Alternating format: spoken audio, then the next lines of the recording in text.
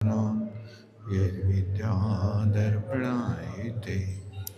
बोलिए अनंत सिद्ध परमेष्टि भगवान की, 24 तीर्थंकर भगवान की, चिंतामणि पार्श्वनाथ भगवान की, 1008 श्री हरनाथ भगवान की, आचार्य गुरुवर 108 विद्यासागर जी महामुनि महाराज के, आचार्य प्रवर 108 समय सागर जी महाराज के, मनीषी निर्लोभ सागर जी निरुपम सागर जी महाराज के,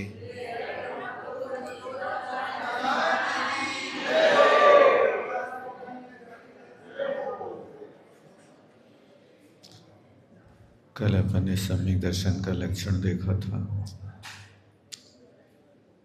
सम्यक दर्शन पालन करने के लिए किसका त्याग करना और किसको ग्रहण करना।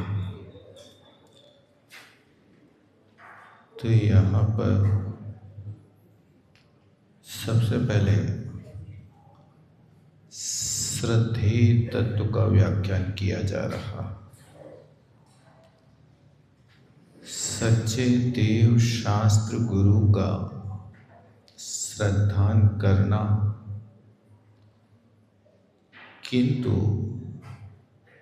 3 मूढ़ता, 8 मदों का त्याग और 8 अंगों का पालन करना। इस 4 नंबर के श्लोक को आप विषय सूची बनाकर चलेंगे। यहाँ जितनी चीजें की हैं, कथन किया है, देव, शास्त्र और गुरु, इनका व्याख्यान प्रारंभ करते हैं। फिर देव, शास्त्र, गुरु का व्याख्यान और 8 अंगों का कैसे पालन करना, 8 मदों का त्याग और 3 मूढ़ताओं का ये व्याख्यान अब यहाँ से किया जा रहा है। तो सबसे पहले सच्चे देव का लक्षण क्या है, इसको 3 श्लोकों में यहाँ बताया जा रहा है। जब आपसे पूछा जाए कि सच्चे देव का लक्षण क्या है, तो 5वें, 6ठे, 7वें नंबर के श्लोक का यहाँ पर अपन को अर्थ समझना अच्छी तरह से। श्लोक नंबर 5, हाप्तेनोष्यन्न दोषेण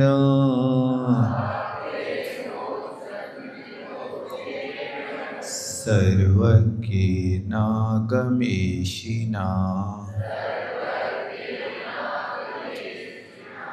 भवितव्यं नियोगेन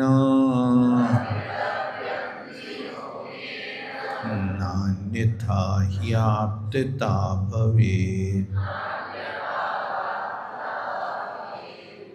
आप्तेनो सन्न दोषेण सर्वज्ञेनागमेशना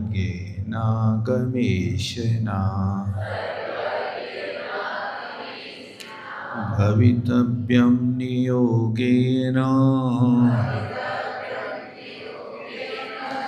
नान्यथा ह्याप्तता भवेत्।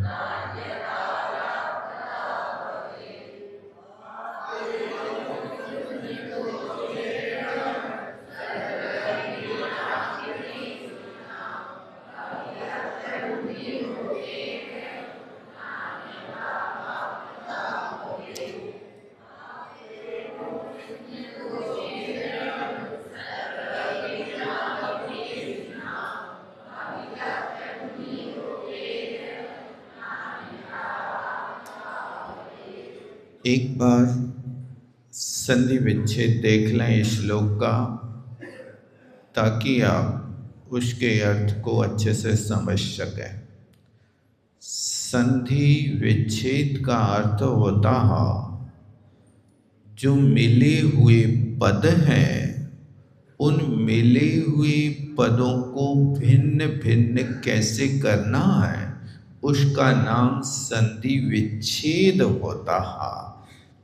तो देखें, आप तीने ऐसा निकालें, फिर निकालना उत्सन्न दोषेण। आप तीन तृतीया विभक्ति का एक वचन है।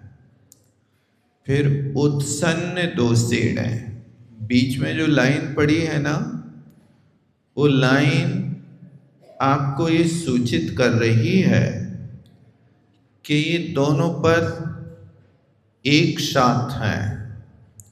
इस संधि को सूचित करने वाली बीच में जो लाइन पड़ी है ना, अड़ी लाइन, वो संबंध स्थापित करने को रखा गया। तो इकट्ठा पद निकालेंगे, उत्सन्न दोषेण। एक निकला आप तीन, दूसरा निकला उत्सन्न दोषेण। फिर आगे का पद देखना, सर्वज्ञ लिखा ना। अब नागवेशना, यहाँ पर नाग में से ना को तो सर्वज्ञ के साथ जोड़ देना, तो सर्वज्ञेन। फिर आगमेशिना ऐसा निकाल लेना। और फिर इसके बाद में भवितव्यम नियोगेने ना अन्यथा। फिर निकालना ह्याप्तता, उसमें से ही आप्तता भवेत। ऐसा आपको संधि विच्छेद करना। आप इतना ध्यान रखना, ये जितने पद रखे हैं इनमें तृतीया विभक्ति का एक वचन है। आप तीन उत्सन्न दोषेण सर्वज्ञेन आगमेशिना नियोगेन, इतने ये सारे के सारे पद तृतीया विभक्ति के रूप में रखे हैं। अब अर्थ देखेंगे। आप तीन नियोगेन, आप तीन नियोगे माने आप तो भगवान को, आप तो माने भगवान होता, नियोगेन नियम से, यानी आप को नियम से ऐसा होना चाहिए। कैसा होना चाहिए?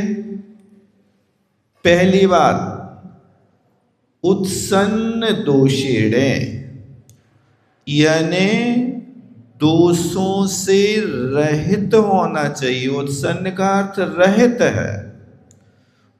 और किससे रहित होना चाहिए? दोष से। दोष कितने होते हैं? 18 दोषों से जो रहित होता है उसको वीतराग कहते हैं। अब 18 दोष कौन है वो आगे की कारिका में बताएंगे। यहाँ तो सिर्फ आपको ये 3 विशेषण देखना, उत्सन्न दोषेण आप्तेने नियोगेने भवितव्यम्। आप्त को 18 दोषों से रहित होना चाहिए। फिर दूसरा बंद बनाना, आप्तेन, इसको सबके साथ लगाना, सर्वज्ञेन नियोगेने भवितव्यम्, यानी आप को नियम से सर्वज्ञ होना चाहिए। फिर तीसरी बात, आप्तेने नियोगेने आगमेशिना, आप्त को आगमेशी होना चाहिए, आगम का ईश होना चाहिए, यानी आगम का स्वामी। इस प्रकार से 3 शब्द दिए। आपसे कोई पूछे कि आप्त का लक्षण क्या है, तो क्या उत्तर देंगे? जो हितोपदेशी हो, वीतरागी हो, सर्वज्ञ हो। तो ये 3 पद यहां पर रखे हैं। अब आपसे कोई पूछे कि यहां वीतराग पद किस से लेंगे? उत्सन्न दोषेण से। उत्सन्न दोष होना यानी वीतरागी होना। सर्वज्ञता किससे लेने? सर्वज्ञेन, इससे सर्वज्ञता ले लेना। और आगमेशिना, आगम के ईश होना, इससे हितोपदेशी पना ले लेना। वीतरागता, सर्वज्ञता और हितोपदेशी, ये 3 गुण जिसके पास होते हैं उसको आप तो कहते हैं। ये 3 गुण जिसके पास नहीं है, अन्यथा ही आप्तता ना भवे। यदि ये 3 गुण नहीं होंगे तो वे आप्त नहीं होंगे, यानी हमारे परमात्मा नहीं होंगे। हमारे परमात्मा के ये 3 गुण होना आवश्यक है। तो समझ में आ गया ना इस श्लोक का अर्थ? आप्त को उत्सन्न दोष यानी वीतरागी होना चाहिए, फिर सर्वज्ञ माने सर्वज्ञ होना चाहिए, और आगमेशी माने हितोपदेशी पना। ये 3 गुण जिनको होते हैं वही आप्त कहलाता है। यदि ये गुण नहीं होंगे तो आप्त की कोटि में नहीं आएंगे। ये अपने सच्चे देव का परिचय है। आपने 4थे नंबर के श्लोक में पढ़ा था, परमार्थानाम आप्त। परमार्थ आप्त माने सच्चे देव का श्रद्धान करना। तो सच्चा देव किसे कहते हैं? इस सच्चे देव की परिभाषा लिखी। अब देखो, पहले नंबर पर क्या विशेषण दिया था?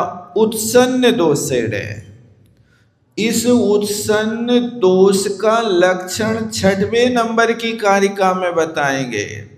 सर्वज्ञ का लक्षण 7वें नंबर की कारिका में बताएंगे, और आगमेशी का लक्षण 8वें नंबर की कारिका में बताएंगे। ध्यान रखना, ये 5वें नंबर का श्लोक सामान्य रूप से सर्वज्ञ का यानी आप्त का लक्षण बताने वाला हो गया। अब आप्त के जो 3 विशेषण हैं, उन 3 विशेषणों में एक एक विशेषण के लिए अलग अलग श्लोक रचा है। यानी 6वें नंबर का श्लोक किसको सूचित कर रहा? उत्सन्न दोषेण। इस पद को यहाँ अब बता रहे कौन कौन से दोष नहीं होते आप तुम्हें। क्षुत् पिपासा जरातंक, जन्मांतक भयश्मया, न राग द्वेष मोहाश्च, यस्याप्तः स प्रकीर्त्यते। क्षुत् पिपासा जरातंक, जन्मांतक भयश्मया, न राग द्वेष मोहाश्च, यस्याप्तः स प्रकीर्त्यते।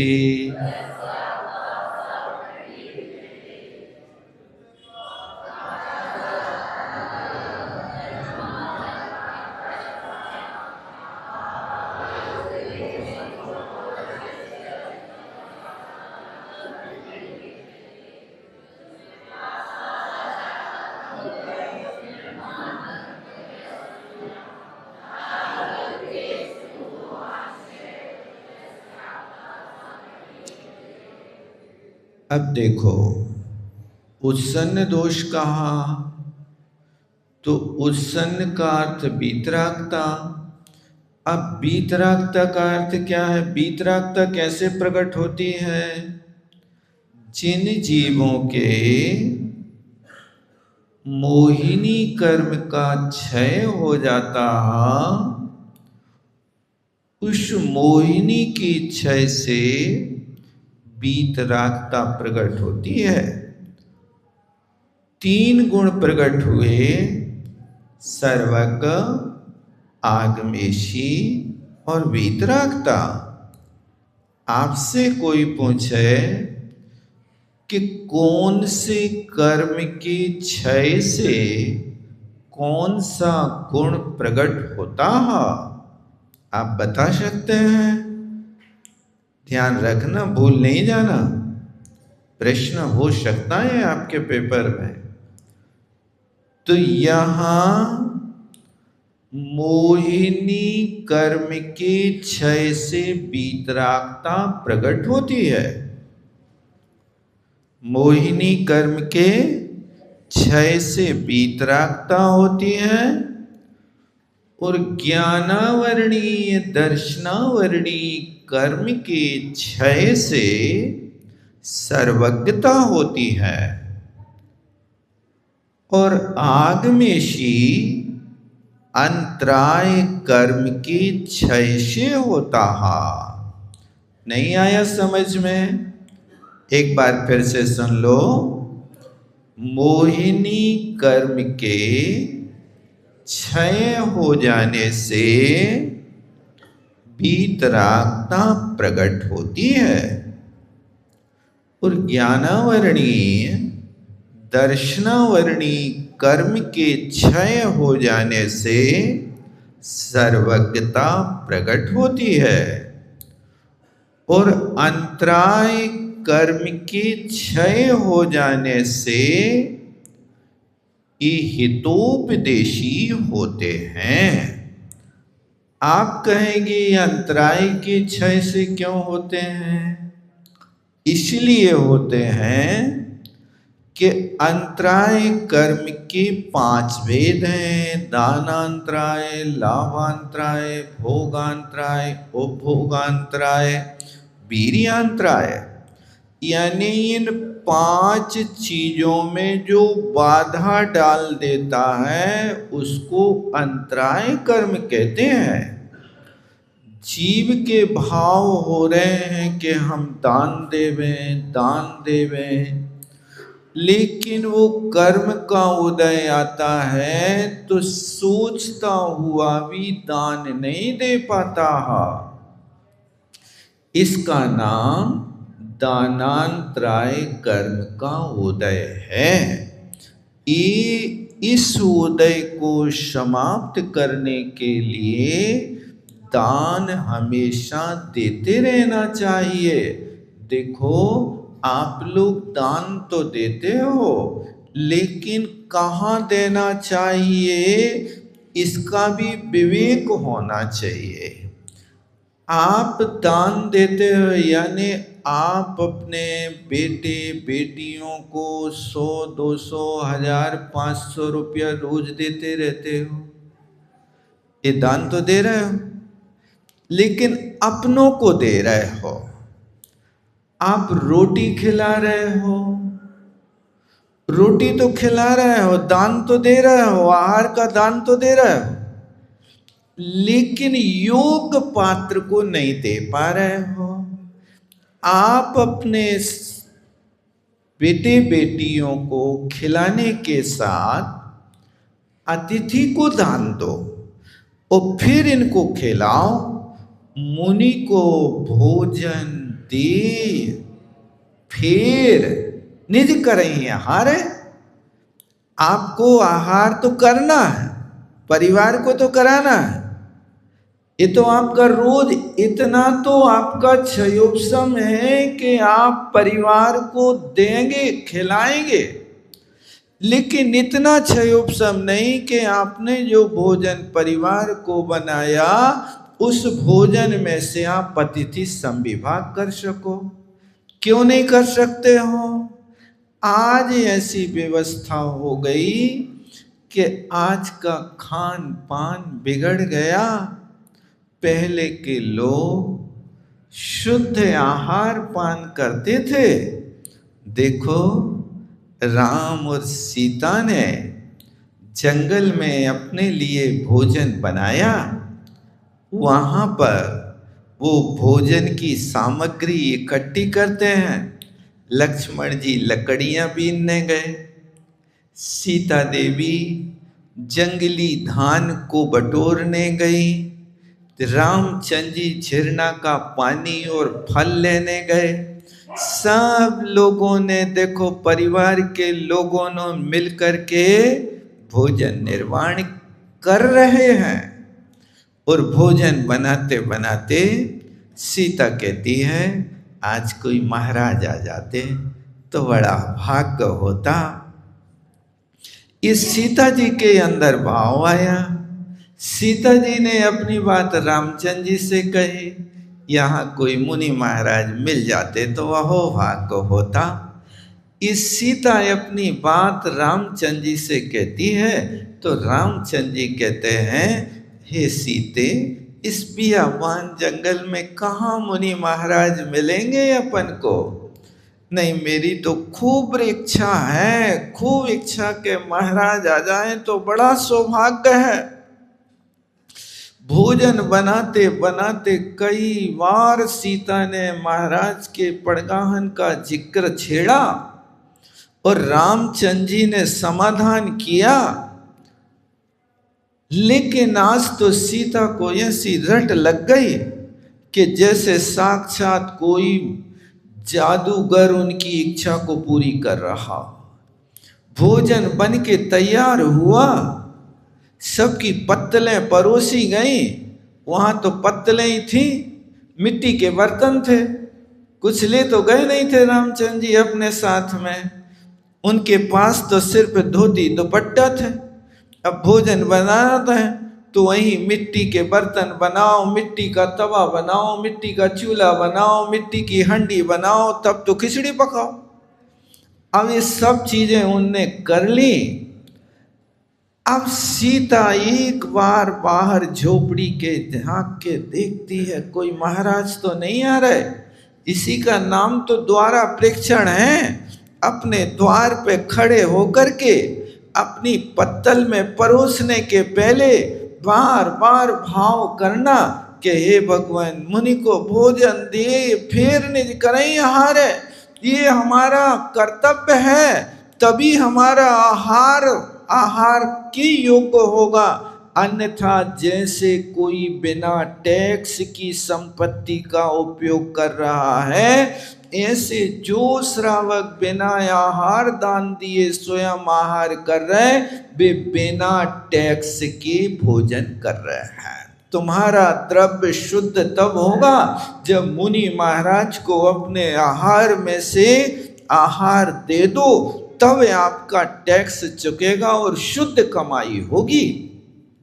तो वहां पर मुनि महाराज के विषय में देखती है, और आकाश मार्ग से दो मुनि महाराज गुप्ती और सुगुप्ती यूं इन्हीं सीता की झोपड़ी की ओर बढ़े आ रहे हैं। सीता देख करके रामचंद्र से कहती है, देखो देखो, पड़गाहन करो, महाराज आ रहे, महाराज आ रहे। रामचंद्र जी कहते हैं, ये तो बावली हो गई, आज तो महाराज दिख रहे हैं इसको। सीता कहती, नहीं, वास्तव में आ रहे, भगवान आ रहे, पड़गाहन करो। रामचंद्र जी नजर डालते हैं तो आकाश मार्ग से युगल मुनि महाराज आते आते सामने खड़े हो जाते हैं।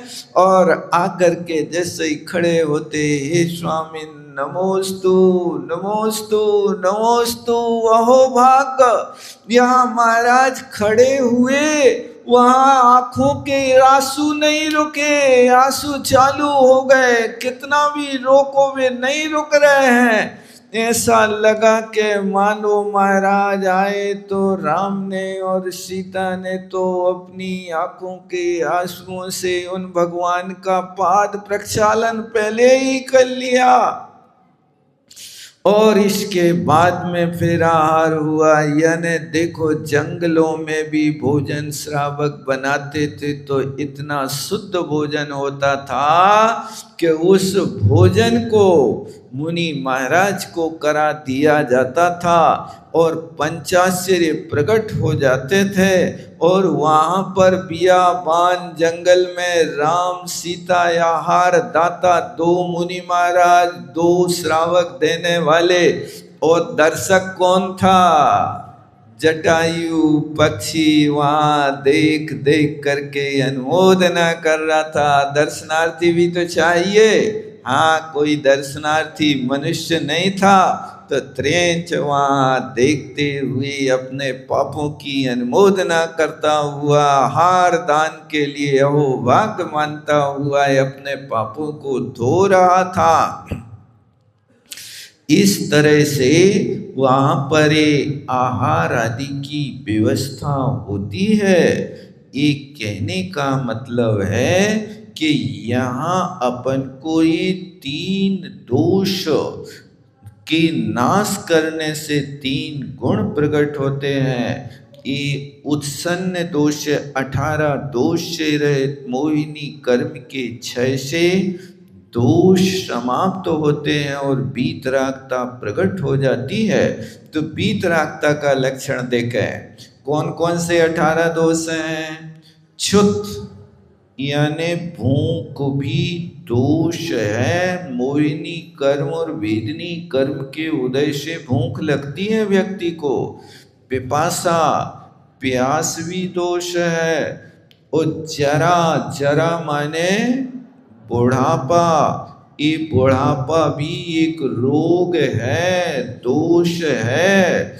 इसलिए बुढ़ापा आने के पहले सतर्क हो जाओ, क्योंकि बुढ़ापा आता है तो इंद्रियां शिथिल हो जाती हैं, मन में चंचलता हो जाती है, परिवार के लोग उपेक्षा करने लगते हैं। परिवार के लिए अब बूढ़े लोग प्यारे नहीं लगते हैं, बूढ़ों को भार समझने लगते हैं। इसलिए भार ना बने और आप लोग भी बूढ़ों को भार ना माने, आभार माने। अहो भाग्य के हमें इनकी सेवा का अवसर मिला।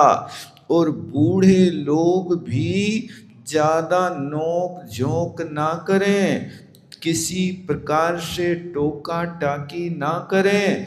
अब तुम्हारा रिटायरमेंट हो गया है, सबने तुम्हें छुट्टी दे दी है, शांति से बैठ करके अब तो क्या करना है?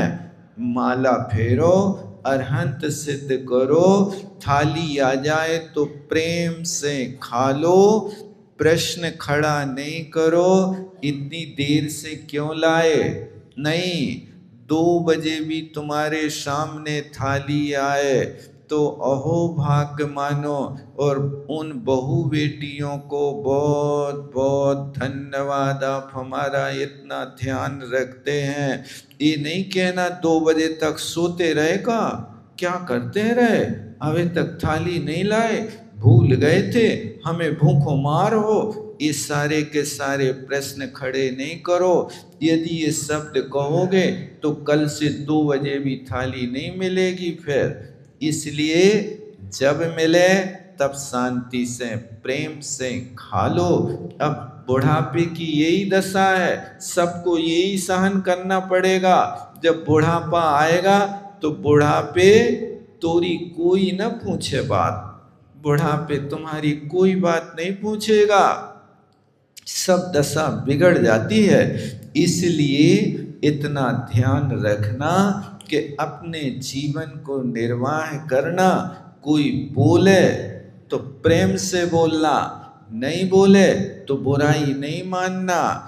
यदि तुम्हारी बहू तुम्हारे बेटों को, नाती पोतों को तुम्हारे पास भेजना पसंद नहीं करती है तो तुम खींचातानी संकलेश नहीं करना, ठीक है बेटा तुम ही खिलाते रहो। वो नाती पोता भूल से तुम्हारे पास आ जाए तो प्रेम से उनके दिल को जीतना, क्योंकि उनके दिल को जीतना भी एक कला है, ताकि वे तुम्हारे पास ऐसे मंडराते रहें जैसे गुड़ के पास मक्खी मंडराती रहती है।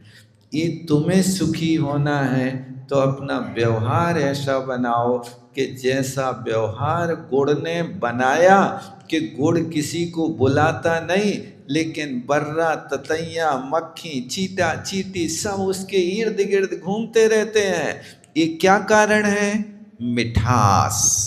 इसी तरह आपके व्यवहार में भी गुड़ की तरह ऐसी मिठास होवे कि सारे परिवार के लोग, पड़ोस के लोग, समाज के लोग सारे के सारे गुड़ की तरह तुम्हारे पास मंडराते रहें। धन्य है आपकी इतनी उदारता है, ऐसे गुण हैं, इन गुणों को ग्रहण करने के लिए हम तुम्हारे पास आते हैं। ऐसा व्यवहार हमेशा बना करके रखना, चूक नहीं करना।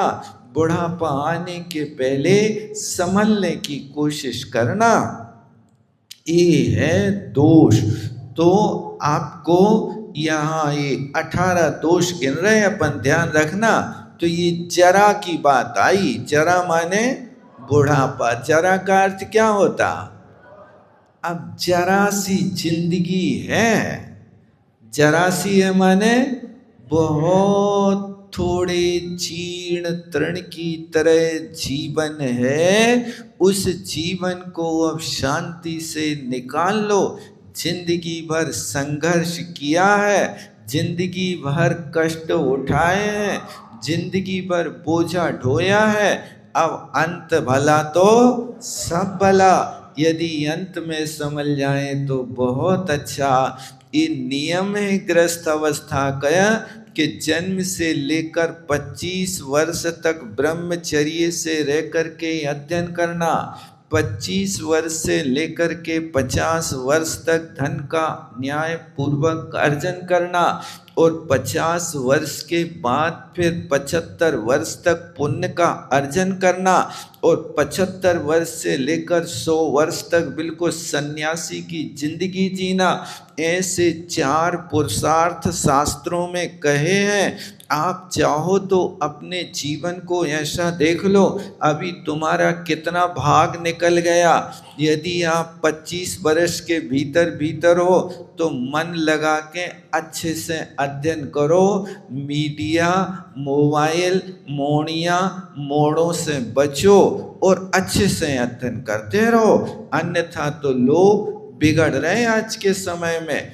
पहले के जमाने में 3 मकार होते थे, आज के समय में 5 मकार हो गए। कौन कौन से 5 मकार? एक मीडिया हो गई, एक मोबाइल हो गया, एक मोड़ियाँ हो गई, एक माया हो गई और एक मारुति हो गई। इनके पीछे दुनिया भाग रही है। इसलिए तुम कोशिश करो कि इन 5 मकारों को त्याग कर दो। संभव है कि नहीं है? नहीं है, बहुत मुश्किल है। देखो ऐसे स्थान पे तो बिना कहे मौन साध लेते लोग बाग। बिल्कुल ऐसा मौन है कि कोई के मुख से उफ ने निकल है। क्योंकि आज के समय में, पहले के समय में लाइफ पार्टनर उनकी पत्नी होती थी और पत्नी को पति होता था। आज के समय में लाइफ पार्टनर मोबाइल हो गया।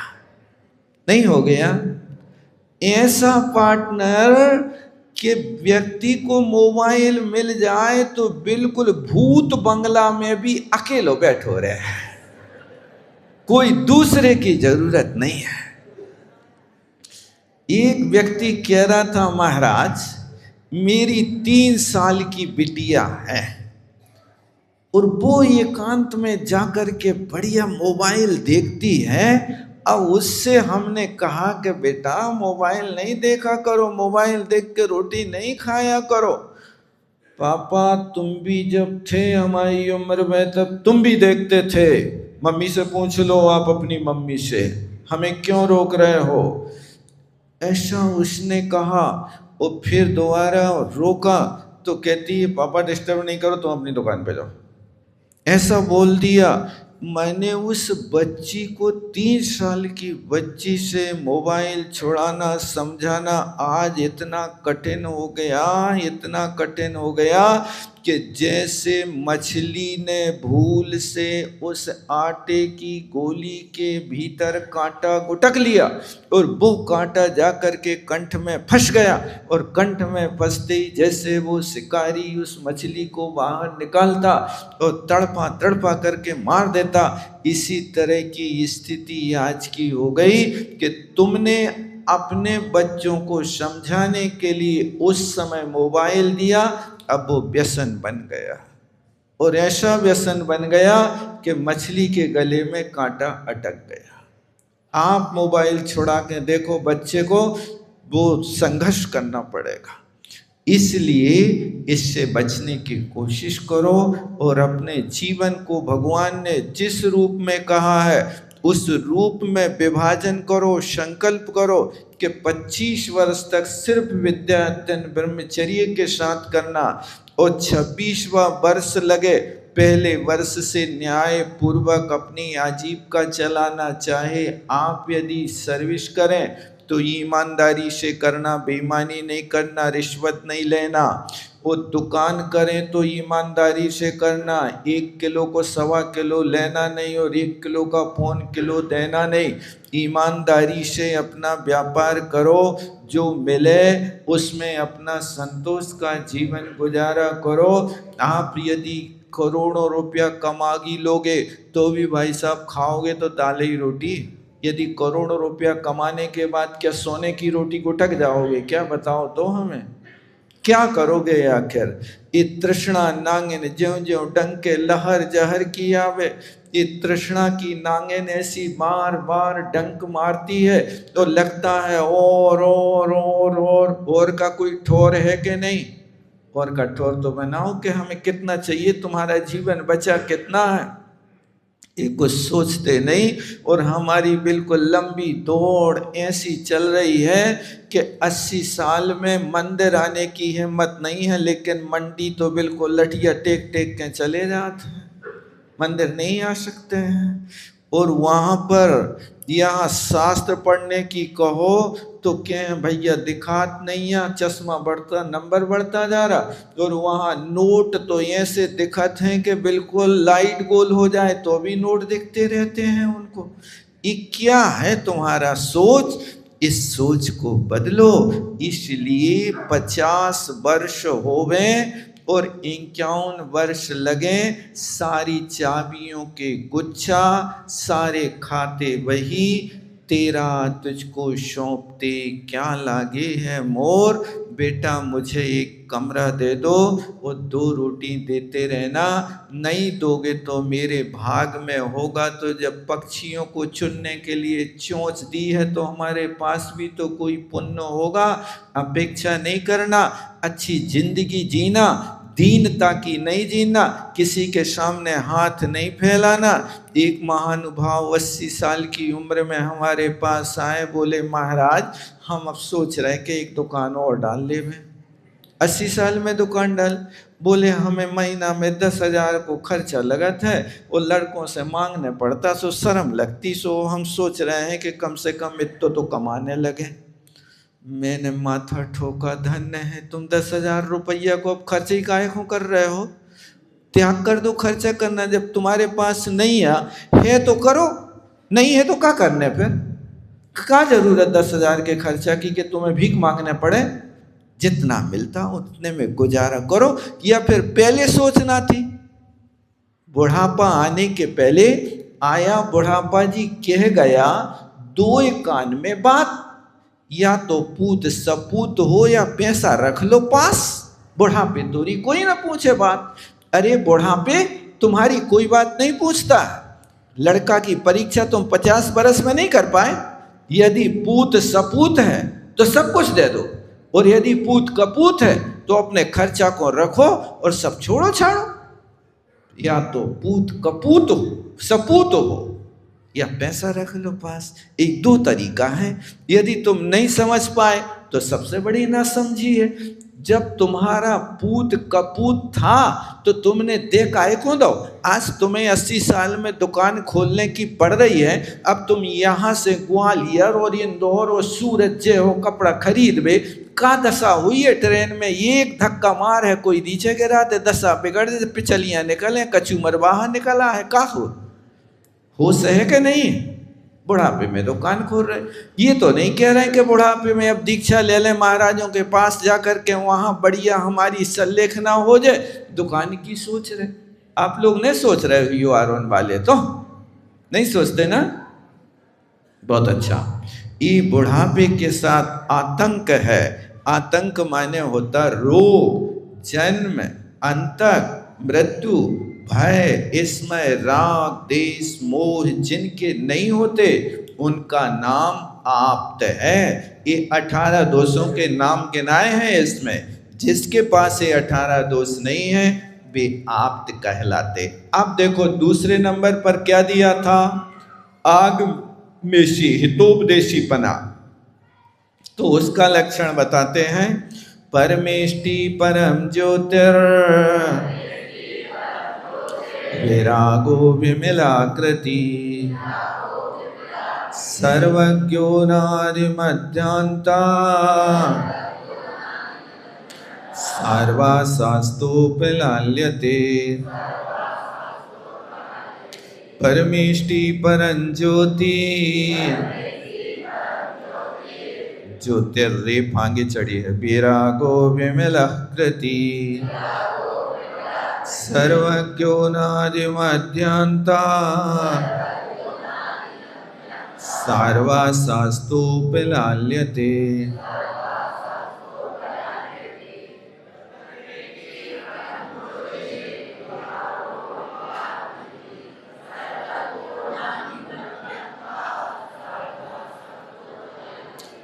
ये हितोपदेशी का लक्षण है।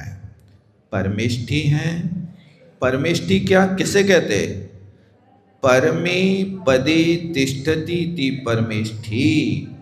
जो परम पद माने श्रेष्ठ पद में विराजमान होते उनको परमेष्टि कहते हैं। ऐसा श्रेष्ठ पद दूसरों का नहीं होता, जैसा पद इनका होता ऐसे परमेष्टि हैं। और परम ज्योति जिनके पास केवल ज्ञान रूपी सूर्य का प्रकाश एनी टाइम होता उनको कहते हैं परम ज्योति। और विरागा, विरागी है माने राग से जो रहित हैं, जिनके पास किसी प्रकार का राग नहीं है ना द्वेष है, उनको विरागी कहते हैं। और विमला मल से रहित जो होते यानी जिनके घातिया कर्म क्षय हो जाते उनको विमल कहते हैं। और कृति, कृतम अनेन इति कृति, जिनने करने योग्य सारे कार्य कर लिए वो कृति कहलाते। अब कोई भी काम बाकी नहीं है। देखो भगवान हाथ पे हाथ रखे बैठे हैं, पैर पे पैर रखें बैठे हैं, नासाग्र दृष्टि करें बैठे हैं। क्या बता रहे हैं, अब चलने योग कोई क्षेत्र नहीं बचा कि जहां पर अब चल के जावे। हाथ पे हाथ बांध लिए यानी अब इन हाथों से करने योग कोई कार्य नहीं बचा। जो करना था वो सब कुछ कर लिया। अब जो करने योग्य था माने देने योग्य था वो दे दिया, जो छोड़ने योग्य था वो छोड़ दिया। ये हाथों की कला तो है, यही हाथ तो करते हैं कि क्या त्याग करना और क्या ग्रहण करना। आप केला खरीदते हो, केला खाते हो तो केला पूरा खाने का योग्य होता कि कुछ त्यागने की योग्य होता है? छिलका त्याग देते हैं और केला खा लेते हैं। तो ये हाथ ही काम करता है कि मन काम करता, बताओ? छिलका कौन उतारता है? हाथ उतारते हैं। और जो केला माल बसा है उसको मौत तक भेजने में कौन सहयोग करता है? केले हाथ ही करते हैं। यानी ग्रहण करने योग केला तो ले लिया और त्यागने योग छिलका का त्याग कर दिया। इसी तरह ग्रहण करने योग्य है माने दान हाथों से दे दो, और जो पाप करने योग काम थे उनको त्याग कर दो। इन हाथों से आप जो चाहो वो कर सकते हो, हाथों के पास कला है। इसलिए इन हाथों से देने योग्य का अभ्यास बनाओ। रोज कुछ ना कुछ देते रहो और दे करके यश की कामना नहीं करो। यश की कामना होती है तो उससे फल कम मिलता है। ऐसे कृति है सर्वज्ञ सर्वम जानती थी सर्वज्ञा, सब कुछ लोक अलोक को जानते हैं।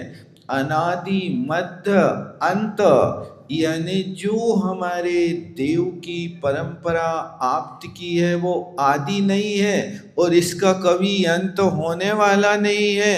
ये अनादि से लेकर के अनंत काल तक अनंत आप्त हुए हैं और सारवाहा जो समस्त जीवों को हित करने वाले वे सार्व हैं। ऐसे शास्ता उपलाल्यते, इनको शास्ता माने हितोपदेशी कहा जाता है। अब वीतरागता का लक्षण है अनात्मार्थम बिना रागै, शास्ता शास्ति शतो हितम, ध्वनन शिल्पी कर स्पर्शा, ऊर्जा कीमपेक्षते। अनात्मार्थम बिना रागै, शास्ता शास्ति शतो हितम, ध्वनन शिल्पी कर स्पर्शा, ऊर्जा कीमपेक्षते।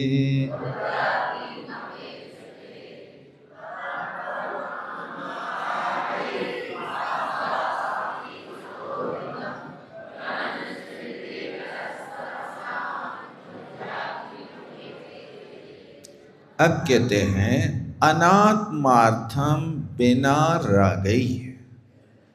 अनात्मार्थम माने अपना निजी प्रयोजन हुए बिना, यानी उन हितोपदेशी वीतराग परमात्मा का स्वयं का कोई स्वार्थ नहीं है। इसलिए अनात्मार्थम बिना रागै, राग के बिना अपन जो भी क्रिया करते हैं राग से करते हैं। देखो छोटी छोटी सी बातों में भी हमारा राग ऊपर नीचे हो जाता है।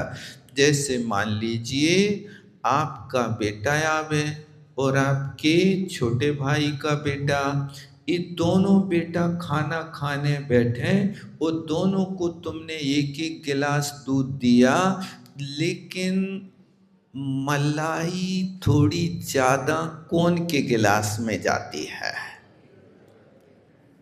बताओ,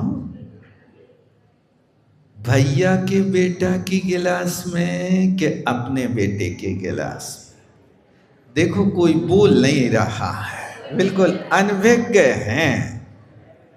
लेकिन एक यहाँ तो सभा है, लेकिन किचन में मन नहीं मानता। दिखाएंगे तो एक एक चम्मच सबको के देखो तुम्हारी गिलास में भी एक चम्मच मलाई, तुम्हारी गिलास में भी एक चम्मच मलाई, लेकिन चम्मच में हाथ कौन की गिलास में हिलेगा? अपने बेटे की के भैया के बेटे में? हिल जाती है ना, थोड़ी कम हो जाती है ना। ये क्या है?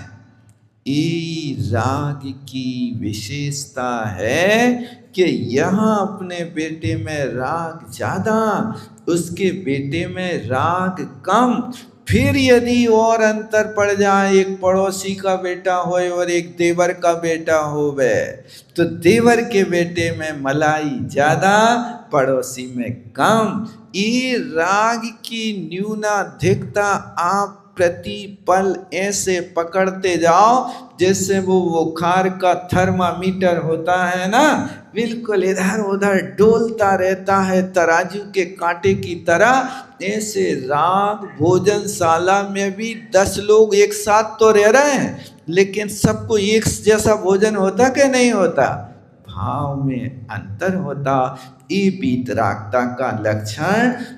राग के बिना जो सतो हितम, भव्य जीवों के लिए हमेशा हित का उपदेश देते हैं। कैसे?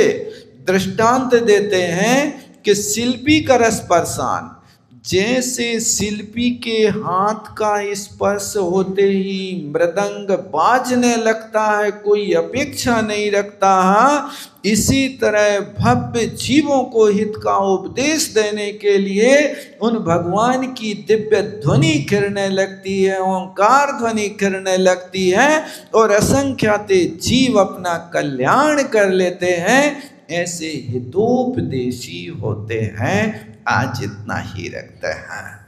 जवानी के ज्ञान से सुझेलो कालो, सोवाणी मस्तक धरो,